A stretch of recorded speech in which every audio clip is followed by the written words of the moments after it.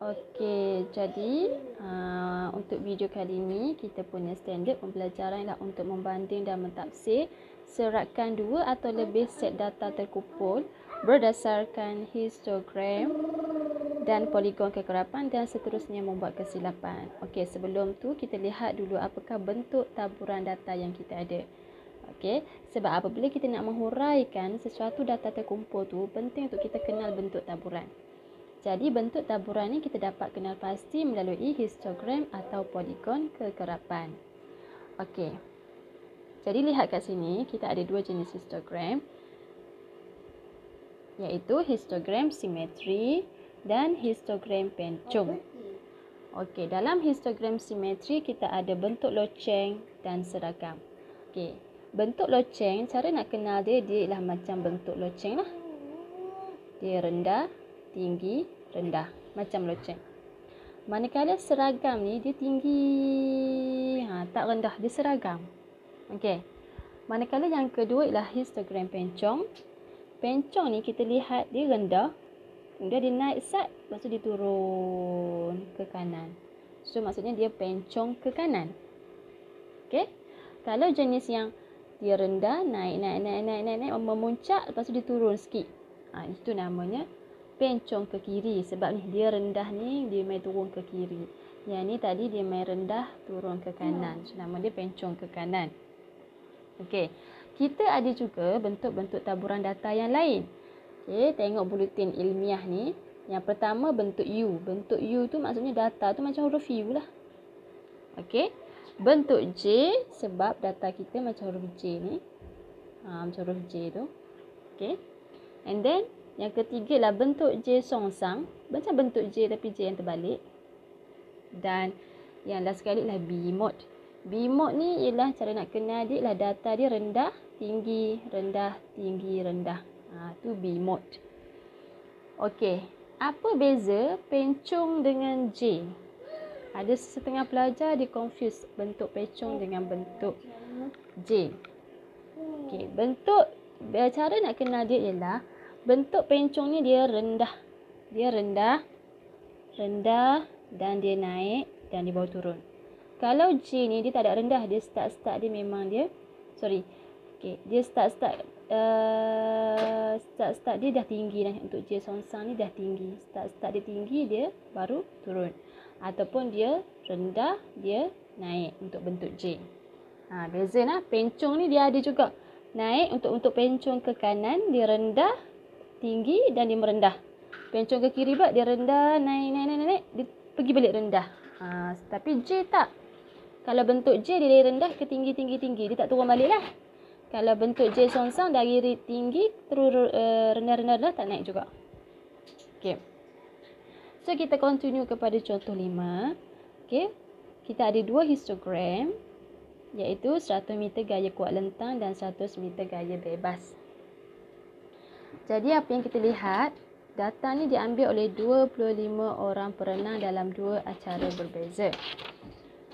Okey, 25 orang perenang ni ialah perenang yang samalah. Okey. Sini sama. Jika kita lihat starting dia pun ni sama ni, 9.5, 9.5. Tapi yang ni dia ini 104.5, 104.5. Julat dia sama. Okey, julat waktu yang sama. Okey, bilangan perenang pun julat yang digunakan untuk skala pada paksi Y pun sama, 246, 246. Okey, so bila sama tu, banyak aspek yang sama tu, so kita boleh buat perbandingan. Okey. Soalan A dikata nyatakan bentuk taburan histogram bagi kedua-dua acara tersebut. So bentuk taburan kita akan tengok ke atas ni lah yang cikgu dah terangkan tadi, bentuk-bentuk taburan tu. Jadi yang pertama ni kita memang jelas nampak dia ialah bentuk loceng. Sebab dia macam loceng lah. Rendah, naik, rendah. Okey. Manakala untuk yang gaya bebas ni dia ialah seragam. Sebab dia macam tinggi, dia tak turun. Dia seragam. Jadi ayat dia, okay, kita kena belajar cara tulis jawapan. So kita akan tulis bentuk taburan histogram bagi acara 100 meter gaya kuat lentang, okey, dia ambil daripada ayat ni, ialah bentuk loceng. Manakala bagi acara 100 meter gaya bebas, okey, ambil daripada sini, ialah seragam. Okey. Seterusnya ialah B, acara yang manakah mempunyai serakan masa catatan yang lebih luas, berikan sebab anda. Okey, kita nak tahu serakan masa, kita tahu julat dia ni sama ni 9.5, julat nilai yang paling rendah dan paling tinggi 104.5. Okey, jadi kita tengok dulu 100 meter gaya kuat lentang. Okey, kita ambil titik tengah dia kat sini. Okey, so titik tengah dia 99.5 tambah 104.5 bahagi 2. Kita akan dapat titik tengah sini 102. Untuk yang ni, titik tengah ni 9.5 tambah 74.5 bahagi 2. Kita dapat 72. Okey. Jadi, bila kita tengok julat dia tu, julat masa dia ialah 102 tolak 72. Dia ialah 30 saat. Okey, kalau yang 100 meter gaya bebas, titik tengah untuk yang ni 72. Manakala titik tengah yang ni 84.5 tambah 89.5 bahagi 2, kita dapat 87. So julat dia dalam 87 tolak 72, 5. So 5 saat. Jadi manakah julat yang besar? Sebab bila julat yang besar menunjukkan serakan masa lebih luas. Jadi 100 meter gaya kuat lentang lah kan, sebab perbezaan julat dia 30. Jadi ayat dia kita akan tulis, acara 100 meter gaya kuat lentang mempunyai serakan yang lebih luas kerana beza masa yang diambil adalah lebih besar, iaitu 30 saat. Okey, ni 30 saat. Dapat 30 saat tu daripada 102 tolak 72. Okey, soalan C. Antara gaya kuat lentang dan gaya bebas, acara yang manakah menunjukkan prestasi perenang yang lebih baik? Dia nak tengok prestasi perenang. So, kita ni perenang, kalau kita pilih yang baik tu maksudnya yang dia konsisten kan. Dia tak ada start rendah. Dia punya prestasi tu tak konsisten, kita tak maulah kan. Start rendah, start tinggi, start rendah. Kita nak prestasi yang konsisten. So, daripada data ni kita dapat lihat bahawa acara 100 meter gaya bebas, sebab kebanyakan catatan masa perenang adalah lebih baik, ataupun kita boleh kata bahawa kerana masa perenang adalah lebih konsisten. Kita pun boleh kata macam tu, okey? Okey, contoh 6. Okey, kita boleh tengok tip bestari ni, cara nak ingat tips untuk kita ingat pencong ke kanan, kita tutup tangan yang ni. So, yang ni nampak dia macam tu. Okey. Manakala yang ni dia turun macam tu. Okey, pencong ke kiri. Okey, contoh 6. Poligon kekerapan di bawah menunjukkan harga jualan rumah yang dijual di dua buah kawasan yang berlainan bagi tempoh 6 bulan yang lepas. So, warna merah ialah kawasan A, warna biru ialah kawasan B. Okey, secara kasar kita boleh lihat bahawa kawasan A, rumah dia agak murah kan? Sebab harga ni, sini RM. Part CX kita tengok ialah harga jualan rumah ringgit Malaysia. Jadi, kawasan A ni banyak rumah dijual dengan harga yang rendah berbanding dengan rumah di kawasan B. Okey. Soalan A, nyatakan bentuk taburan bagi kedua-dua kawasan tersebut. Okey, nampak tak ni dia naik. Kemudian dia turun macam tu. So, ni kita nampaklah dia ialah pencong ke kanan. Okey, manakala yang B pula kita nampak dia naik dan dia dilandai ke kiri, maksudnya dia adalah pencong ke kiri. Okey, seterusnya ialah B, bandingkan serakan harga jualan bagi kedua-dua kawasan tersebut. So, yang ni poligon kekerapan. Poligon kekerapan memang pasti X dia dah guna titik tengah kan. Cuma sekarang kita nak tahu untuk setiap kawasan tu nilai tertinggi dengan nilai yang terendah. Okey, kita fokus dulu dekat kawasan A. Ni kawasan A. Okey, nilai harga yang rendah ialah pada titik ni. Okey, pada titik ni. Jadi berapa nilai pada titik tu? Okey, so cara kita nak tahu ialah kita ambil satu selang kelas ni, kita tengok berapa beza dia. Maksudnya 99,000 RM99,999.50 tolak. Tolak dengan RM64,999.50. Hasil tolak tu kita dapat RM35,000. Okey. Maksudnya untuk 10 kotak kecil ni gap dia ialah RM35,000. Tetapi daripada 64 ni kita nak pergi kepada titik X yang kita nak tu, dia ialah separuh daripada RM35,000 sebab dia 5 kotak sahaja kan. So separuh daripada RM35,000 kita kira dulu ialah RM17,500. Okey. So berapa nilai kat sini? Nilai kat sini ialah kita ambil 64 tu, 64,999.5 tu.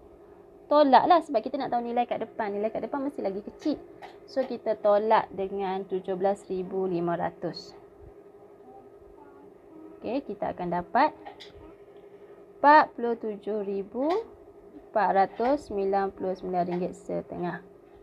Itu untuk harga rumah kawasan A yang paling murah. Okey. Bagaimana dengan nilai yang tinggi?